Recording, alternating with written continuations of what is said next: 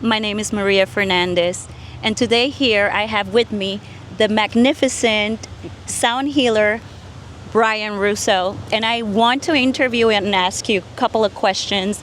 For example, I want to start first with what is this amazing instrument you are holding? This is a crystal harp, Maria. So this is from the country of Georgia. My friend Dennis made this for me.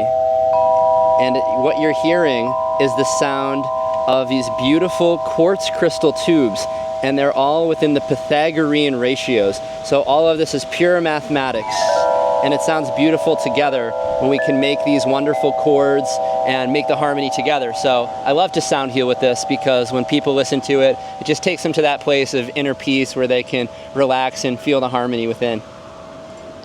Wow, thank you for sharing that. I want to ask you more questions, like what got you inspired or, into knowing that this is one of your callings or passions or gifts? That's a great question. So about 9 years ago, I just spontaneously started to hear oto-acoustic emissions, which it sounds like a big word, but it basically means you can hear the sounds inside of yourself.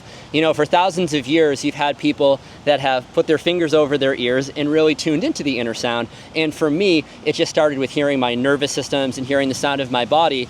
And, I started realizing, like I had learned, that everything is vibration, everything is motion, but how wonderful to feel and think about it in the feeling of sound. So once I started to hear these sounds, I picked up a couple of instruments like tuning forks, Tibetan bowls, crystal bowls, and now I have over 24 instruments because I love them all. And they really all just work with people in different ways to really help them heal, to take that stress and make them stress less and open up and just get to that next space within themselves. Wow. Beautiful space. So I know you say you have a dozen, but now which one is your favorite?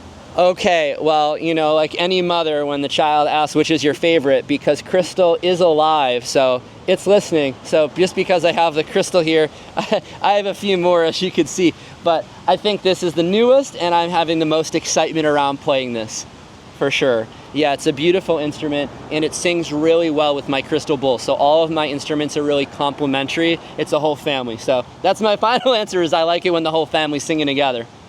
That's so sweet. Now, I hear that you also probably introduce voice into your sound healing.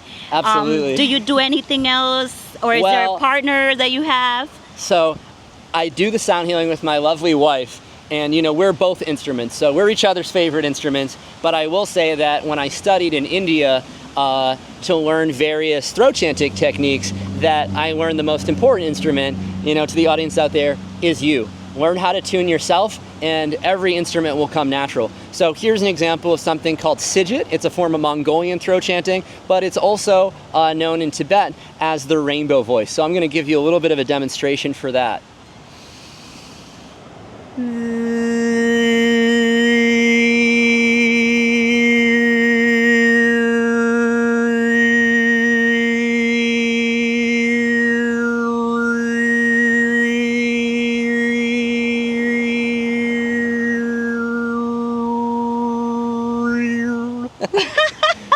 Thank you for sharing that. When I'm hearing it, I could feel you vibrate, like literally like resonating. And we're all resonant beings. And I feel like if there's frequencies, right, like because water resonates and has imprints, totally. So then our bodies are made up of water, and then if we're putting sound to it with like harmonies, then we're helping it go into alignment. When we talk about the motion of the heart, we can hear these sounds of the C, the E, and the G. So we have these waveform patterns that are happening cymatically, and it's moving. And just like any, pocket of the orchestra, it has its own beat. And that little pocket's playing with all of the other organs, and we have a whole orchestra or organstra of sound within us.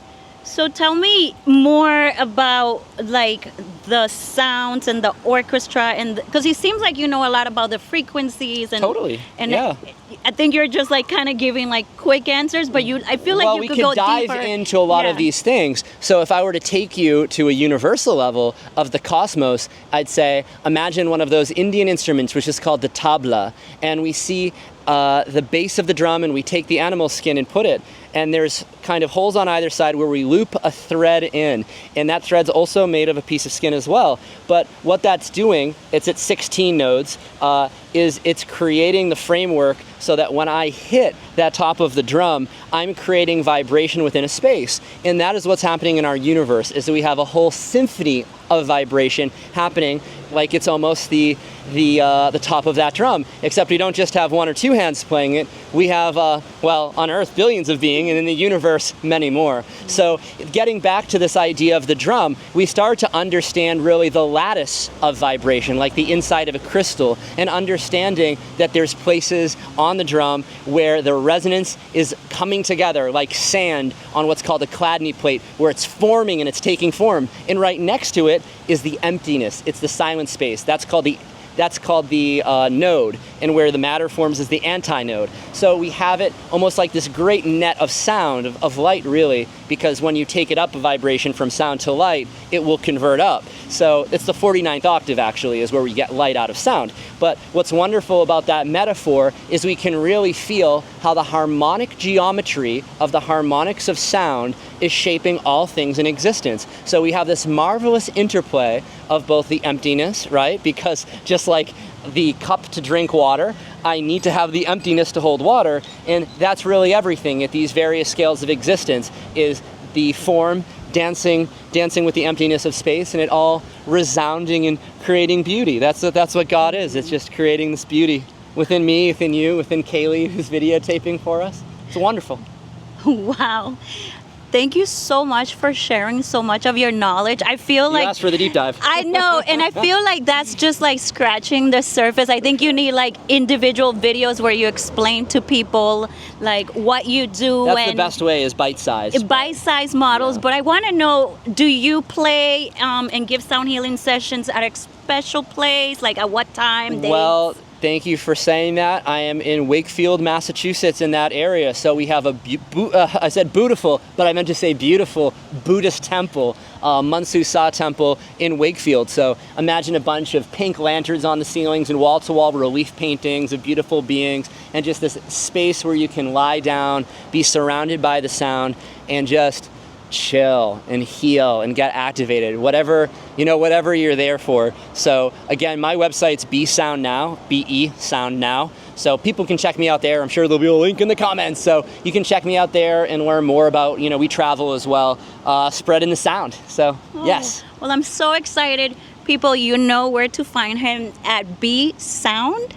Be Sound Now. And usually what days and times that you do the class? Does it variate? Usually 3 p.m. on a Saturday, or in the flow. Well, thank you so much. Can you leave us away with just a quick harmonious 100%, play of your harp? 144%, Thank you.